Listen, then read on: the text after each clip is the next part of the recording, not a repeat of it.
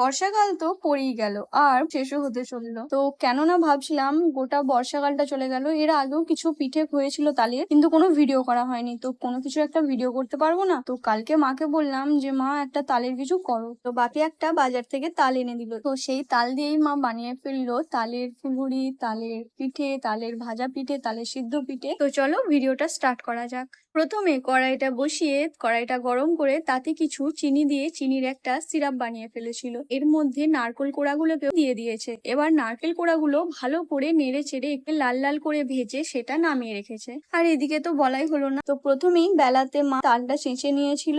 এখন এবার তালের বড়া করবে, তাই জন্য একটু তাল, একটু চিনি, সামান্য লবণ, একটু চালের গুঁড়ি, তারপর একটু সুজি আর 1 কাপ মতো ময়দা, এই সমস্ত কিছু নিয়ে একটা ব্যাটার মতো বানিয়ে নিচ্ছে। আগে থেকে যেই নারকেলগুলো ভাজা হয়ে গিয়েছিল সেখান থেকে মাকে বললাম নাড়ু বানিয়ে দিতে। এবার প্রথমে তালের ফুলুরি করে নেবে, তাই জন্য প্রথমে তেলটা গরম হয়ে গেলে যেই ব্যাটারটা বানানো হয়েছিল সেই ফুলুরিগুলো শেপ মতো দিয়ে একটা একটা করে খুব সুন্দরভাবে তেলে ছেড়ে দিচ্ছে। এবার সমস্ত ফুলুরিগুলো তেলে ছাড়া হয়ে গেলে একসঙ্গে খুব ভালোভাবে কিছু সময় লালচে করে ভেজে নিচ্ছে। এবার এই ফুলুরিগুলো লালচে হয়ে আসলে সেগুলোকে তুলে রেখে দিচ্ছে। এবার